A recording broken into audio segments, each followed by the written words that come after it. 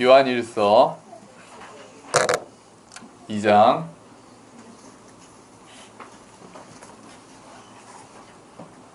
오늘 늘 앉아 계시던 저희 부모님께서 안 계시니까 개척하고 처음 빠지신 거예요, 두 분이. 드디어 개척하고 지금까지 한 번도 안 빠지신 분은 딱 3분 계시는 것 같습니다. 그 한 분이 제 아내고 그 나머지 2분은 제 아들들입니다. 저조차도 한 번 빠졌잖아요. 저조차도 미국 가는 바람에 빠졌는데 예. 자, 요한일서 2장 15절부터 17절까지 말씀입니다. 찾으셨죠? 요한일서 2장 15절부터 17절까지 같이 한번 소리내서 읽도록 하죠. 시작. 이 세상이나 세상에 있는 것들을 사랑하지 말라. 누구든지 세상을 사랑하면 아버지의 사랑이 그 안에 있지 아니하니 이는 세상에 있는 모든 것이 육신의 정욕과 안목의 정욕과 이생의 자랑이니 다 아버지께로부터 온 것이 아니요 세상으로부터 온 것이라. 이 세상도 그 정욕도 지나가되 오직 하나님의 뜻을 행하는 자는 영원히 거하느니라. 아멘. 주보에 있는 말씀 좀 더 이번엔 또 번역이 더 실감나게 잘 돼 있어요. 주보에 있는 메시지 성경 제가 읽어드릴게요. 세상의 방식을 사랑하지 마십시오. 세상의 것을 사랑하지 마십시오. 세상을 사랑하는 마음이 아버지를 사랑하는 마음을 밀어냅니다. 세상에서 통용되는 모든 것, 예를 들면 자기 마음대로 살려 하고 모든 것을 자기 뜻대로 하려 하고 잘난 체 하는 욕망, 이런 것들은 하나님 아버지와 아무 상관이 없습니다. 그런 것은 여러분을 그분께로부터 고립시킬 뿐입니다. 세상과 세상에 멈출 줄 모르는 욕망도 다 사라지지만 하나님이 바라시는 일을 행하는 그 사람은 영원히 남습니다. 아멘. 아멘. 그렇죠. 육신의 정욕, 안목의 정욕, 이생의 자랑이라는 말 우리가 이제 교회를 오래 다니신 분들은 많이 들었겠지만 딱히 이렇게 와닿지 않는 조금 복잡한 이야기죠. 근데 메시지 성경이 좀 번역을 좀 더 쉽게 해서 확 와닿을 수 있는 것 같아요. 오늘은 제목이 근데 엉뚱하죠. 제목이 설교 제목이 낚시잖아요. 우리가 읽은 거랑 전혀 관계가 없는 듯한, 이게 다 이번 연휴의 그 경험에서 우러나온 설교 제목입니다. 그렇게 그냥 떠들고 선전하고 다닌 대로 제주도를 다녀왔습니다. 예, 제주도 이제 제 동생 현기 형제네가 이사를 갔고 그 이삿집에 갔어요. 저희 부모님도 같이 가서 저희 가족은 일찍 올라오고 저희 부모님하고 이제 예도에모는 다음 주 이제 올라옵니다. 그래서 제가 아직 시차 적응이 안 됐어요. 그래서 조금 아직도 좀 졸리고 멍합니다. 이 시차가 빨리 적응이 돼야 될 텐데 좀 어렵네요. 자, 가서 저희가 한 거 중에 그걸 했어요. 배낚시를 했습니다. 배낚시. 여러분 배낚시 해보셨습니까? 낚시 좋아하시는 분 혹시 계신가요? 우리 보통 남자들이 낚시를 좋아하죠. 낚시 승님 안 좋아하세요? 낚시 좋아하시는 분? 태호? 너 낚시 해봤어? 배에서 타는 거? 배에서 낚시? 그렇구나. 재밌었구나. 배낚시 좋아하시는, 낚시를 좋아하는 사람은 원래 결혼하기 힘들거든요. 굉장히 미움을 받잖아요. 이게 주말 되면 싹 빠져나가서. 근데 이제 배낚시, 저도 낚시는 기본적으로 별로 잘 기다리는 걸 잘 못해서, 근데 이제 배낚시는 가끔 몇 년 만에 했습니다. 몇 년 만에요. 자, 근데 이제 배낚시를 이제 몇 년 만에 하면, 처음에 이제 배를 타면, 참고로 그때 이제 내기를 해서 스코어가 5, 그러니까 5마리, 3마리, 1마리, 빵마리입니다. 빵이 3명이 있어요. 근데 누군지를 밝히면 굉장히 슬퍼할 것 같아서, 그래서 티가 확 났네. 자, 저희 아버지랑 제 아내가 5마리를 잡았어요. 공동 1등 했습니다. 제 아내가 원래 전에 갔을 때는, 그러니까 예전에 결혼하자마자 한번 또 그렇게 우리 아버지네랑 이제 현기네랑 갔었는데, 그때는 1마리도 못 잡아서 재미없다 그랬거든요. 이번엔 재밌다고 그러더라고요. 이렇게 뭐든지. 그때 마지막에 1마리는 잡았어요. 배 낚시를 할 때, 낚시를 하는데 처음에 딱 이제 배를 타러 올라가서는 베드로가 된 마음이었습니다. 제가 우리가 사람을 낚는 어부가 돼야 되는데 물고기쯤이야 이런 마음으로 올라갔어요. 배낚시는 그래도 그냥 낚시는 굉장히 오래 기다리고 좀 잘 못하잖아요. 근데 배낚시는 그래도 일부러 물고기 많은 데로 막 이동해 주잖아요. 그 선장이. 그래서 좀 이렇게 잘 잡을 수 있게, 아이들도 잡을 수 있게 그렇게 해주잖아요. 그리고 딱 이제 배를 탔죠. 그래서 오늘은 내가 물고기를 낚는 어부가 되리라 그러고 딱 탔어요. 그럼 또 선장님이 바로 시범을 보여주시더라고요. 신기하게 제주도 그 배는 그 보통은 지렁이를 끼우잖아요. 미끼에다가. 근데 지렁이를 안 끼우고 새우를 끼우더라고요. 좀 처음 봤어요. 그러니까 새우, 그러니까 냉동새우죠. 냉동새우. 요 조그만 냉동새우를 끼워서 그게 더 잘 잡힌다면서 이제 그걸 탁 어떻게 끼워라. 어떻게 끼워가지고 딱 던지고 바로 땡겼는데 올라오는 거예요. 물고기가. 그 선장님이, 제가 아니라 선장님이. 그래서, 여기 물고기 많구나. 쉽겠다. 이제 그런 마음으로 딱 했죠, 이제. 아주 좀 쉬울 줄 알았어요. 그게 그 핵심이 뭔지 아시죠? 딱 끼워서 넣고 나서, 아이들도 많이 해봤죠? 이렇게 낚싯대를 딱 이렇게 잡고 있으면은 감이 옵니다, 감이.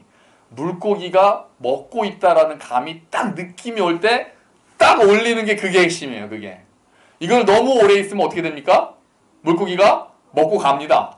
너무 빨리 자꾸 하면은 물고기가 오기도 전에 이렇게 자꾸 들면은 물고기가 안 와요.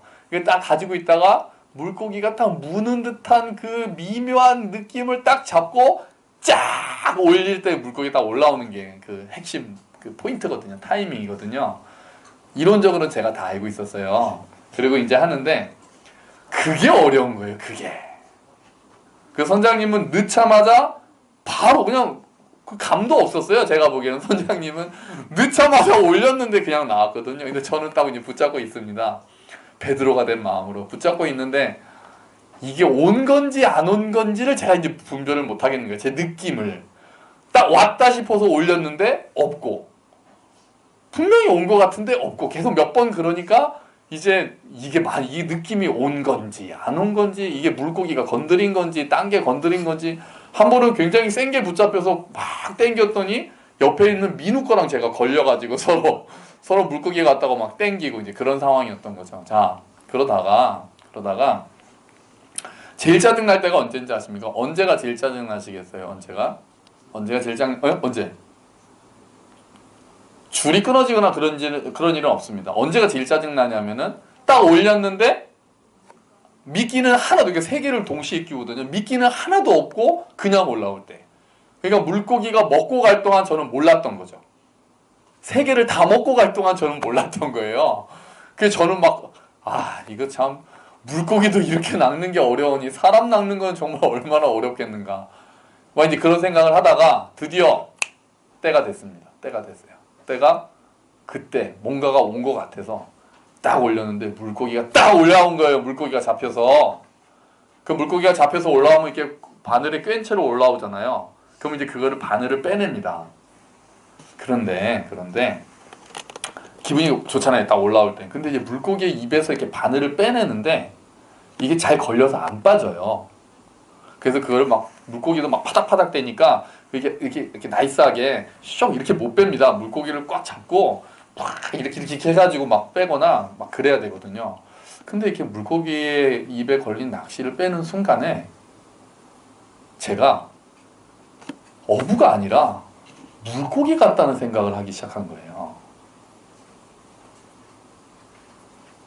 갑자기 그 감정이입이 어부에서 물고기로 갔어요, 제가. 내가 사람을 낚는 어부가 되겠답시고 한 게 아니라 오히려 내가 물고기처럼 미끼에 걸려있는 인생은 아닌가? 우리가 사탄이 던진 미끼에 우리가 물고 다니는 사람들은 아닐까? 이런 생각이 갑자기 들기 시작한 거예요. 여러분, 미끼를 끼울 때 어떻게 끼우는 게 잘 끼우는 건지 아십니까? 이게 미끼라고 이게 바늘이면 이 미끼를 이런 식으로 끼우면 안 됩니다. 그러니까 그 지렁이라고 하면 지렁이 살을 바늘로 꿰가지고 거의 일체가 돼야 돼요. 바늘이 안 보이게 감싸도록 해야 물고기가 속습니다. 옆으로 덜렁덜렁 해가지고 살짝만 꽂아 놓으면은 물고기가 쏙 뽑아먹고 가요. 근데 물고기가 그걸 덥석 물어야 되기 때문에 바늘 전체를 잘 감싸도록 이렇게 돌려가면서 미끼를 꿰야 되거든요. 혹시 우리도 숨겨져 있는 낚시바늘을 잘 보지 못하고 미끼를 좋아 보이는 것을 물었다가 계속 그 낚시바늘에 꿰어서 사는 인생이 되지는 않은가? 혹시 거기에 우리가 딸려서 다니고 있지는 않을까? 그런 사람들이 없을까? 나는 그런 모습이 없을까? 그런 생각을 하기 시작한 거죠. 사탄은, 우리는 알죠. 사탄이라는 존재가 있다는 것을 믿고, 사탄은 우리에게 쓰는 방법이 크게 두 가지입니다. 사탄이 우리를 망하게 하는 방법이 크게 두 가지예요. 하나는 핍박입니다. 핍박을 해요. 예수를 못 믿게 막 핍박을 하고 고난을 주고 어렵게 합니다. 그런데 또 하나의 방법은 뭡니까? 유혹입니다. 미끼를 주어서 꿰게 만들죠. 어떤 게 더 효과가 있을까요? 유혹이에요. 지금까지 핍박은 그닥 소용이 없다는 것을 이제는 알았을 거예요, 사탄도. 그렇게 수많은 시간 동안 믿음을 핍박하고 예수 믿으면은 뭐 막 감옥에도 넣고 죽이기도 하고 그랬지만 지금도 교회를 다닌다는 이유로 막 순교하는 사람들 있잖아요. 막 칼로 막 참수형하고 그런다고 해서 신앙이 그 지역에 없어질 것 같습니까? 전혀 그렇지 않습니다. 오히려 핍박이 많은 곳은 신앙이 오히려 불길처럼 일어납니다. 신기한 일이에요. 오히려 신앙은 핍박하면 핍박할수록 오히려 반대로 하나님을 향한 마음이 더 불같이 일어납니다. 지금까지 역사가 그걸 보여주고 있어요. 한국도 그렇고 지금도 이슬람 지역, 중국, 복음 전파가 허용되지 않은 그 지하 곳곳에서는 초대교회도 마찬가지였죠. 진짜 오히려 더 강한 신앙, 정말 이 세상의 것들을 바라보지 않고 오직 천국, 오직 예수를 바라보는 그 본질적인 신앙이 훨씬 더 강하게 자리 잡혀 있습니다. 그런 얘기 하잖아요. 남북한 통일이 되면 우리가 북한 교회를 배워야 된다고. 뭐 북한에 전도하러 간다 이런 생각하지 마라. 어디 북한 사람들이 가지고 있는 신앙이 훨씬 더 단단하고 고난을 겪은 신앙이고 그 사람들 신앙이 우리한테 전수돼야 된다. 그런 얘기 많이 하거든요. 그래서 사탄이 바꾼 수법은 유혹이죠.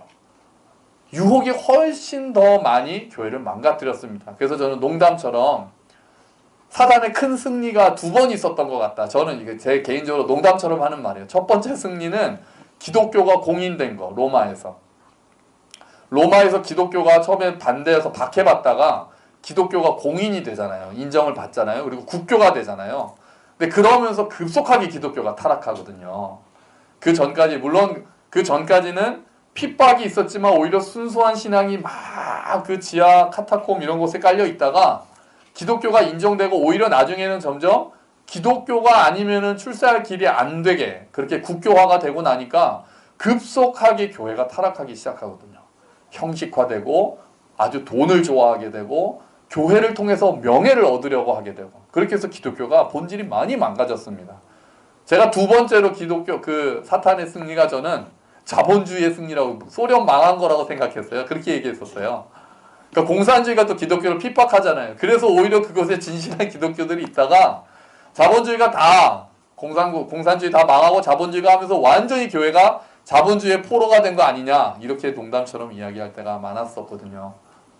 지금도 여전히 사탄은 유혹을 통해서 교회를 넘어뜨리는 일을 잘합니다. 그래서 저는 지금 뭐 이슬람이나 동성이나 이런 것 때문에 막 기독교가 탄압되고 언론이 탄압된다라고 할 때 저는 조금 생각이 다른 게 있어요. 그러니까 그런 거 하면 안 된다. 우리가 데모에서 또 법을 바꾸고 막 이렇게 해서 앞서야 된다고 하는데 저는 오히려 탄압이 와야 우리의 거품이 빠진다라는 생각이 저는 기본적으로 좀 있습니다. 두려워할 게 아니다. 그건 오히려 정화의 시간이 될 것이다. 오히려 그런 것들이 있을 때 우리를 뭐 탄압을 한다, 뭐 차별금지법으로 탄압을 할 것이다. 오히려 그게 더 하나님이 쓰시는 도구일지도 모른다. 지금 한국 기독교가 너무 많이 세속화되고 똑같이 교회에서도 성공을 이야기하고 돈을 이야기하고 잘 나가야 하나님이 축복받은 거다라는 식으로 돼 있는 게 잘못됐다고 저는 생각하기 때문에 오히려 고난의 때가 오는 것이 하나님의 뜻일 수도 있겠다라는 생각이 기본적으로 좀 있어요. 여러분, 사탄은 어떤 미끼로 우리를 유혹을 할까요? 그 얘기가 오늘 본문에 있는 거예요. 성경을 한번 보시죠. 세 가지로 딱 얘기를 하죠. 16절 같이 읽어보겠습니다. 시작. 이는 세상에 있는 것이 모든 것이 육신의 정욕과 안목의 정욕과 이생의 자랑이니 다 아버지께로부터 온 것이 아니요 세상으로부터 온 것이라. 자, 세상에 있는 모든 것을 세 가지로 얘기를 합니다. 여기서 세상은 하나님이 세상을 이처럼 사랑하사의 세상이 아니죠. 여기서의 세상은 하나님을 거부하는 세상을 의미합니다. 하나님이 없다고 말하는 세상. 그 세상이 가지고 있는 정신 세 가지를 딱 정리를 했습니다. 첫 번째가 뭐예요? 육신의 정욕. 두 번째는 뭡니까? 안목의 정욕. 세 번째는 이생의 자랑. 자, 그러면은 이제 하나씩 볼까요? 육신의 정욕이 뭡니까? 육신의 정욕. 그러니까 뭔가는 알 것 같은데 약간 모호하고 원래 그래요. 원래 좀 그래요. 육신의 정욕은 한마디로 말해서 그냥 우리의 육체적인 쾌락 같은 거예요. 심지어는 우리가 먹고 마시는 것도 기본적인 욕구잖아요. 이걸 지나치게 탐하는 것도 육신의 정욕에 들어가죠. 우리가 육체적으로 뭐 성적으로나 이런 것들이 다 육체의 정욕, 육신의 정욕에 들어가는 거예요. 개인적인 욕심, 지나친 것들, 그런 것들을 육신의 정욕이라고 이야기를 합니다. 안목의 정욕은 뭡니까? 안목이 눈이잖아요. 그럼 눈의 욕심은 뭐예요? 눈의 욕심. 굳이 육체의 정욕을 따로 놔두고 눈의 정욕을 따로 놔뒀거든요. 이 눈이 그만큼 우리한테 영향을 크게 주기 때문에 이렇게 따로 한 것 같아요. 그 히브리 사람들의 그 생각인 것 같아요. 그래서 안목의 정욕은 눈으로 보는 좋지 않은 것들. 그리고 좀 더 나가면 내 눈에 보기 좋은 대로 행하는 것도 안목의 정욕이라고 우리가 볼 수 있어요. 내 눈에 보기 좋은 대로 하는 거예요. 내 눈에 보기 좋은 대로. 하나님의 뜻이 아니라 내 눈에 좋은 대로 생각하고 내 눈에 좋은 대로 하는 것. 그런 것들이 안목의 정욕이라고 이야기를 할 수 있는 거죠. 그럼 이생의 자랑은 뭡니까? 이생의 자랑. 이건 좀 알겠죠? 지나치게 경쟁심을 가지고 그래서 서로 막 명예를 추구하고 그렇지 못하면 시기하고 질투하고 그렇게 되면은 교만해지고 이런 게 이생의 자랑이겠죠. 이런 세 가지가 다 세상의 것이다. 하나님과는 관계가 없다. 하나님으로부터 온 게 아니다. 내가 육체적으로 막 쾌락을 누리고 내 눈에 보고 싶은 대로 막 보기 좋은 대로 하고 또 내가 막 자랑거리 해서 교만해지거나 내가 그걸 가지지 못했다고 해서 막 시기하거나 질투하거나 수단과 방법을 가리지 않고 명예를 추구하거나 이런 것들이 다 세상의 것이다 라고 딱 얘기를 하는 거예요. 그래서 요 세 가지 있잖아요. 육신의 정욕, 안목의 정욕, 이생의 자랑이 성경 전체에 흐르는 것과 비슷합니다. 예를 들면 우리 주보에 한번 보시겠어요? 창세기. 자, 창세기 3장 6절 보시죠. 자, 3장 5절 6절인데요. 3장 5절. 너희가 그것을 먹는 날에는 너희 눈이 밝아져 하나님과 같이 되어 선악을 알 줄 하나님의 아심이니라. 그것이 뭡니까? 그것. 선악과죠. 그랬더니 그 하와가 그 뱀의 그 유혹의 이야기를 듣고 6절 같이 읽어볼까요? 시작. 여자가 그 나무를 본즉 먹음직도 하고 보암직도 하고 지혜롭게 할 만큼 탐스럽기도 한 나무인지라. 먹음직도 하고가 육신의 정욕, 보암직도 하고가 안목의 정욕, 지혜롭게 할 만큼 탐스럽다 이생의 자랑. 이렇게 세 가지로 보는 거예요. 선악과를 봤을 때 야 정말 맛있게 생겼네. 이게 육신의 정욕에 포함되는 거고요. 해당되는 거고. 야 정말 보기에 좋네. 그게 안목의 정욕이랑 연결이 되는 거고. 야 저걸 먹으면 진짜 내가 지혜롭게 되겠구나. 이게 이생의 자랑이라는 거예요. 그래서 선악과조차도 처음에 이 사도 요한이 말한 육신의 정욕, 안목의 정욕, 이생의 자랑 요 세 가지가 같이 보여주고 있다. 그 선악과에서도. 그리고 예수님을 유혹할 때도 요 세 가지로 유혹을 합니다. 누가복음 보실까요? 주보에 있어요. 자, 마귀가 유혹하는 그 구절만 제가 세 개를 넣었어요. 마귀가 이르되 내가 만일 하나님의 아들이거든 이 돌들에게 명하여 떡이 되게 하라. 이게 뭐겠어요 그러면? 이게 육신의 정욕이에요. 네 배고픔을 면해라. 그러니까 배고픔 면하는 것 자체가 문제가 아니라 너를 증명하고 네 욕심을 채워라. 이렇게 보는 거예요. 그래서 이게 육신의 정욕이에요. 5절을 보면 마귀가 또 예수를 이끌고 올라가서 순식간에 천하 만국을 보여주며 이르되 네가 나한테 절하면 이 모든 권위와 영광을 주겠다. 요게 안목의 정욕으로 봐요. 보여주면서 딱 얘기를 하거든요. 그러니까 예수님 눈에 보기 좋은 것들을 보여주면서 네가 나한테 절하면 이거 다 줄게. 이게 안목의 정욕으로 유혹을 했다는 거예요. 세 번째는 예루살렘으로 가서 성전 꼭대기에 세우고 이르되 하나님의 아들이거든 뛰어내려라. 성전 꼭대기에서 뛰어내린다는 건 사람들 앞에서 자기를 과시하라는 거예요. 자기 능력을.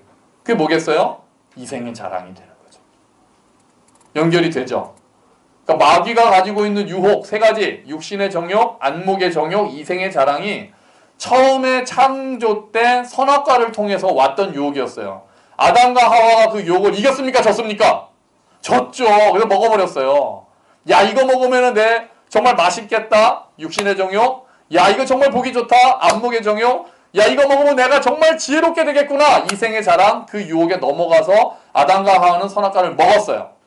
예수님께도 똑같이 세 가지로 들어옵니다. 야, 너 배고프지? 이거 한번 떡으로 만들어서 먹어봐. 육신의 정욕. 내가 이거 보여줘. 잘 봤지? 이거 다 줄게. 나한테 절해. 안목의 정욕. 야, 성전 꼭대기에서 뛰어내서 네 능력을 만방에 보여줘. 이생의 자랑. 예수님은 이 유혹을 이겼습니까? 졌습니까? 이기셨죠. 뭘로요? 말씀으로 이기셨어요. 그러니까 사단이 창조 때부터 지금까지 쓰는 그 공격들은 요 세 가지 안에 포함이 된다는 거예요. 여전히 똑같은 미끼로 우리를, 심지어는 예수님조차도 똑같은 미끼로 낚으려고 하고 있다는 거죠.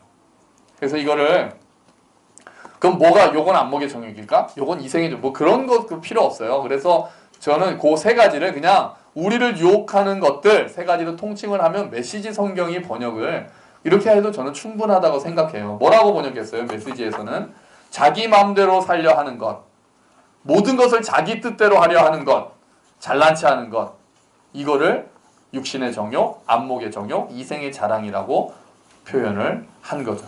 결국은 하나님과 관계없이 내 마음과 내 뜻대로 살려고 하는 것, 그게 마귀가 우리를 유혹하는, 그렇게 하게 만들어주는 도구들, 그게 미끼가 되는 거예요. 우리 안엔 그 잠재성이 다 있는 거예요. 그냥 내 맘대로 하고 싶고, 내가 생각하는 대로, 또 다른 사람 앞에서 내가 잘나고 싶고, 그런 것들이 마귀가 우리를 유혹하는 데 사용하는 미끼가 될 수 있다는 거죠. 이런 것들은 어떤 거라는 겁니다. 이런 것들은 어떻습니까? 성경이 계속 보니까 하나님께로부터 온 것이 아니다. 16절에요. 이런 것들, 육신의 정욕, 안목의 정욕, 이생의 자랑은 아버지께로부터 온 것이 아니다. 세상에서 온 것이다. 세상의 것이다. 내가 나의 욕심을 채우려고 하고, 내가 다른 사람보다 잘난 체 하려고 하고, 경쟁에서 이기려고 하고, 시기하거나 질투하려고 하는 것, 내가 그냥 내 눈에 좋은 대로 판단해서 내 생각대로 하려고 하는 것은 하나님께로부터 온 것이 아니다. 그리고요, 그런 것들은 하나님으로부터 멀어지게 한다. 하나님으로부터 멀어지게 하는 거예요. 오히려 그런 것들이.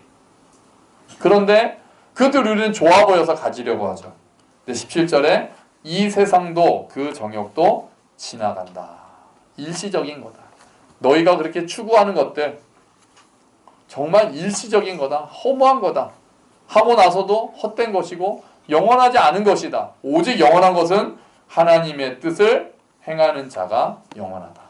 하나님이 영원하시기 때문에, 하나님의 뜻이 영원하시기 때문에 하나님의 뜻에 순종하고 그 뜻을 행하는 자가 영원한 것인데, 우리는 자꾸 일시적인 거든, 그냥 돈도 있다가 없는 거, 건강도 있다가 없는 거잖아요. 평생 그렇게 될 수가 없잖아요. 그런 것들을 잡으려고, 그런 것들을 쫓아서 살고 있는 우리를 미끼에 걸린 고기처럼 볼 수밖에 없다는 거죠. 물론 여러분, 모든 것들이 다 사탄의 미끼는 아니죠. 우리가 열심히 수고해서 벌고 먹고 우리 안에 있는 욕망들, 그 욕망이라고 표현해서 그렇지, 우리 안에 욕구들이 있잖아요. 배고프면 식욕이 있고 명예욕이 있고, 이런 것들을 채우는 것 자체를 다 터부시한다거나 그건 다 뭐 버려야 한다거나 저도 그렇게 생각하지 않습니다. 당연히 하나님께서 주신 좋은 선물들이 있죠. 그러니까 바다에도 그 물고기 입장에서 보면 먹어도 되는 게 많잖아요. 근데 낚시 바늘이 꿰어있는 거 먹으면 안 되는 거잖아요. 그거 먹을 게 훨씬 더 많잖아요. 그 미끼 말고도. 그런데 바보같이 그걸 딱 먹는 거죠. 낚시 바늘이 꽂혀있는 그걸 먹었다가 사람들한테 잡히는 거잖아요. 하와도 그랬죠. 아담과 하와도 여기 있는 건 다 먹어도 된다 그랬어요. 다만 선악과는 먹지 마라 그랬어요. 그런데 딱 그게 먹고 싶어졌던 거죠. 그러니까 지금 우리들도 우리 주변에 하나님께서 주신 좋은 것들이 너무나도 많은 거예요. 우리의 욕구를 채워주고 우리의 이름을 높이는 것 자체가 나쁜 것은 아니고, 그런데 그 중에 마귀가 바늘을 심어놓은 게 꼭 있는 거예요. 마귀가 그거를 딱 먹으면, 그거를 잡으면 하나님으로부터 멀어지게 되죠. 그러면 이게 하나님이 주신 선물인지 마귀가 바늘을 심어놓은 건지, 아니 어떻게 보면 하나님이 주신 좋은 선물들 속에 마귀가 이렇게 심어놓은 거예요. 어떻게 알 수 있을까요? 이게 하나님이 주신 좋은 선물인지 마귀가 바늘을 심어놓은 가짜인지 우리는 어떻게 알 수 있을까요? 기본적으로요, 우리가 하나님의 뜻을 순종하고 말씀을 묵상하는 걸로 시작을 하겠지만, 저는 그거를 맛보기 시작하면서 사람들이 어떻게 변하는지를 보면 좀 알 것 같아요. 그것을 맛을 보면서 이 사람이 어떻게 변하는지를 여러분 보실 수 있어요. 어떤 선물을 받아서 그 선물 때문에 하나님께 더 가까워지는 사람들이 있어요. 그리고 이웃을 더 섬기는 사람이 있어요. 하나님을 더 사랑하게 되는 사람도 있다고요. 감사가 커지고 더 겸손해지고 더 나눠주고 싶어지고, 그런 사람들은 하나님의 좋은 선물들을 잘 받은 거예요. 근데 그 안에 마귀가 바늘을 심어놓은 것들은 그것을 받은 사람들이 자기중심적으로 돼요. 더 교만해져요. 하나님으로부터 멀어져요. 내 마음대로 하려는 마음이 더 커져요. 내가 좋은 것들을 먹었어도 내가 그렇게 방향을 바꾸고 있다면 그 안에 낚시 바늘이 숨겨져 있었던 거예요. 그거를 모르고 계속해서 받아먹고 있는 거예요. 그러면서 점점 하나님으로부터 멀어질 수가 있는 거죠. 마귀는 수단과 방법을 가리지 않고 하나님으로부터, 이웃으로부터 멀어지게 하는 게 목표입니다. 그래서 아주 좋은 미끼를 넣어요. 저도 그 배낚시 할 때 아주 후진 거는 꽂지도 않아요. 가장 통통해 보이고 가장 맛있어 보이는 놈으로 끼워 넣는 거예요. 그래야 물고기를 속이잖아요. 마찬가지로 마귀도 우리를 꿰을 때 시시한 걸로 우리를 꿰는 게 아니에요. 정말 좋아 보이는 걸로 우리 앞에 딱 놔둡니다. 바늘을 꽂아가지고. 그래서 우리로 하여금 탐나게 만들어요. 안 좋은 거를 요거 딱 눈 한번, 이거 딱 한번, 하나님 한 번만 눈 감아주시면 제가 이거 할 수 있어요. 하나님 요거 한 번만 눈 감아주시면 제가 이 번만 딱 하면, 그러면 다음부터는 어떻게 할게요?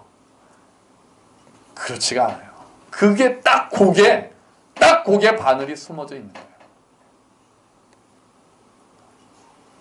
그런 좋은 것들 때문에 우리가 하나님으로부터 멀어진다면 하나님께서는 얼마나 가슴 아파하시겠습니까? 그런 사람들을 보면 우리 마음은 또 얼마나 아픕니까? 하나님이 좋은 건강을 주셨더니 그 건강으로 자기 잘 먹고 잘 사는데 쓰고, 돈을, 재물을 허락하셨는데 그걸로 자기 욕심을 차리는 데만 쓰고, 그래서 예수를 전도를 할 때 몸이 약하고 가난하고 이런 사람들이 하나님을 더 받아들이기 쉬운 이유는 부족한 게 있을 때 더 갈망이 생기기 때문이에요.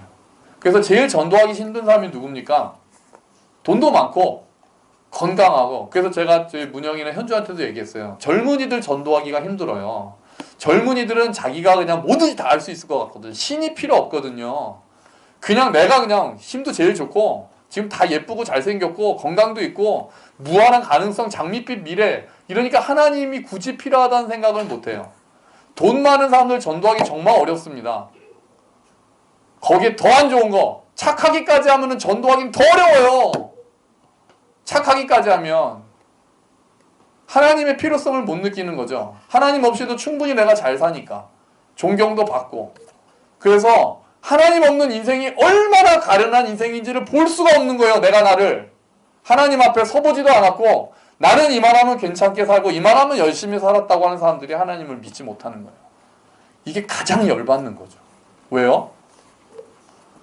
가장 하나님께 영광을 돌리면서 살 수 있는 그 사람인데 오히려 그것 때문에 하나님을 못 믿는다니까 제대로 낚시 바늘에 걸린 거잖아요. 제대로. 그거 너무 속상한 거예요. 제가 볼 때. 목사인 제가 볼 때. 아니 목사뿐 아니라 믿는 우리가 볼 때 정말 저 사람은 성격도 좋고 가정도 평안하고 그러면 진짜 하나님 영광 돌리면서 감사함으로 살면 될 것 같은데 그러지 못할 때는 너무 답답한 거예요.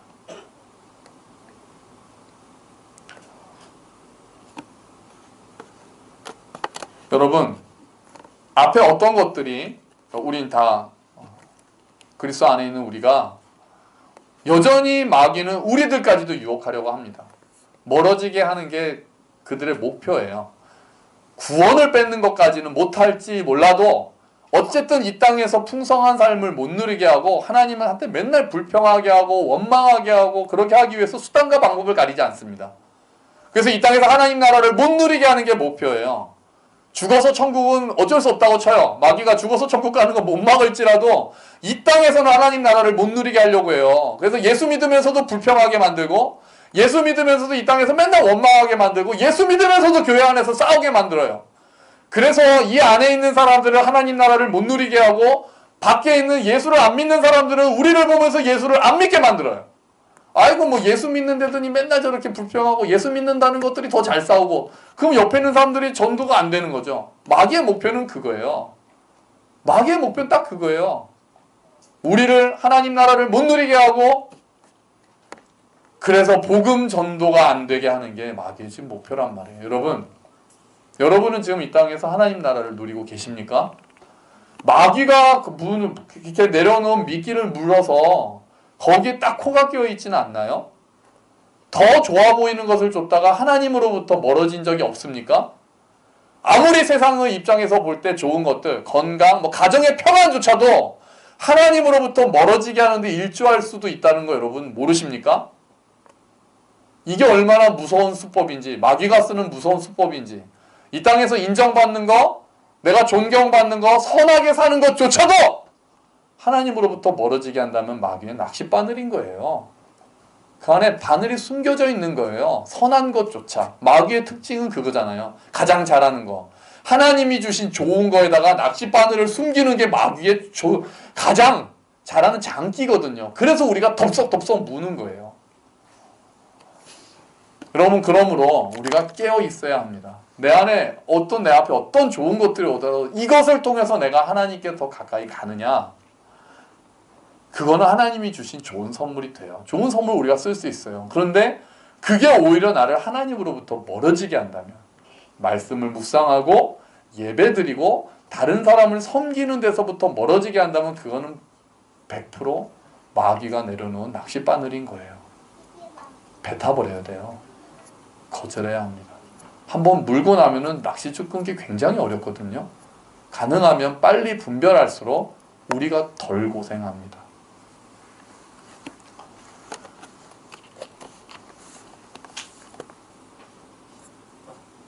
그렇게 물고기를 보면서 제가 그렇게 생각을 하다가 이런 생각도 했어요. 다시 감사하다는 생각을 했어요. 주님이 어부셨잖아요. 그래서 목 쏘셨는데 주님이 어부로 오셔서 나를 죄악에서, 우리가 물고 있는 사탄이 주는 가장 큰 낚싯바늘은 죄악이잖아요. 그 죄악의 낚싯바늘을 우리가 우리가 그 죄악의 바다에 빠져 있는데, 그리고 어쩌면 우리가 그 죄악의 낚싯바늘에 딱 끼어 있는데 주께서 우리를 그냥 건지셔서 바늘을 빼주셨어요. 우리를 죄악의 바다에서 건져주셨어요. 우리를 딱 물고 멸망으로 가고 있는 사탄의 낚싯바늘에서 예수 그리스도께서 그거를 빼주셨어요. 예수 그리스도의 죽음을 통해서 친히 십자가에 달리셔서 우리를 그 바늘에서 빼주셨습니다. 그러고 다음에 우리를 어부로 부르신 거예요. 내가 너 물고 있던 낚싯바늘 빼줬으니까 이제 네가 다른 사람들 낚싯바늘을 빼줘라. 그 바다에서 건져줘라. 여러분, 우리가 물고기로 남아있으면 안 됩니다. 우리는 이제 건짐을 받은 자들이에요. 그리고 이제는 다른 사람을 건져줘야 되는 사람들이 됐어요. 그런데 우리는 아직도 여전히 물고기로 남아있어서 그 유혹의 미끼를 계속해서 물어서 또 바늘에 걸리고 그러면서 다른 사람을 건져주지는 못하면서 살고 있지는 않습니까? 주님께서 우리를 가장 큰 바늘에서 빼주신 거예요. 죄라는, 사망이라는 가장 큰 바늘에서 우리를 빼주시고 우리를 건져주셨거든요. 그래서 우리를 이제 다른 사람을 건져주라고 하시는데, 사단이 그 앞에 놓는 그 미끼들 있는 대로 다 물고 맨날 하나님으로부터 멀어져서, 옛날에는 신앙이 좋았는데, 그때는 기도 많이 했는데 그런 얘기만 하고 있고, 지금은 이렇고 저렇고, 지금은 불평과 원망과 피폐함 속에서 살고 있다면 하나님 보시기에 너무나도 가슴이 아픈 거죠. 우리는 이제 다른 사람들을 건져줘야 되는 사람들이에요. 그래서 그 전에 내가 그리스도와 함께하는 영광을 누리고 있어야 돼요. 이 땅에서 미끼가 아닌 것들, 낚싯바늘 다 버리고 하나님이 주신 좋은 것들 먹으면서 정말 하나님께 감사하는 삶, 겸손하게 사는 삶, 기쁨으로 사는 삶을 누려야 해요. 소망을 하늘에 두는 삶을 살아야 돼요. 정말 하나님을 더 신뢰하는 삶을 살아야 돼요. 아니, 살 수 있어요. 예수님이 우리를 그렇게 건져주셨거든요. 의무라기보단 권리입니다. 우리가 자꾸 엉뚱한 미끼를 물고 있으니까 우리가 계속 원망과 불평 가운데 사는 거죠. 주께서 허락하신 것들 먹고 살면 이 땅에서 하나님께 영광 돌리는 삶을 우리는 살 수 있는 능력이 우리 안에 있습니다. 그리스도가 우리 안에 계시니까요. 그래야 우리가 다른 사람들을 건지기 시작하는 거예요. 와보라고 이야기할 수 있는 거예요. 사마리아 여인이 예수님을 만나고 나서 와보라고 한 것처럼, 이 사람이 메시아라고 한 것처럼 우리가 이제 사람들을 그 풍성함으로 불러들이는 거예요. 이 땅에서 하늘의 생명을 사는 우리들이 이제 사람들을 불러들이는 거예요. 아직도 사단이 내려놓은 낚시바늘에 딱 걸려가지고 죽음을 향해서 가고 있는 많은 사람들을 우리가 부르고 바늘을 빼주고 그리스도께로 인도해야 하는 것이죠. 하나님께서는 예수님의 죽음을 통해서 우리를 풍성한 삶으로 인도하셨습니다. 그 삶을 지나가는 영원한 생명의 삶으로 우리를 인도하셨습니다. 이제 우리는 그 삶을 이 땅에서 누리기 시작합니다. 여러분, 저와 여러분이 이제 시시한 미끼, 진짜 하나님 영광에 비하면 아무것도 아닌 세상 사람들의 인정, 돈, 진짜 하늘의 영광에 비하면 아무것도 아닌 그런 것들, 그 미끼들 그냥 코웃음 치면서 툭툭 차고 아직도 그 미끼에 깨어져 있는 많은 사람들을 주께로 인도하는 저와 여러분이 되시기를, 우리 교회가 정말 하늘의 소망을 두고 시시한 미끼 따위에는 넘어가지 않을 정도의 큰 영광을 맛보고 그것을 바라보는 그 소망 가운데 살아가는 교회가 되기를 주의 이름으로 축원합니다. 아멘. 우리 같이 기도합시다.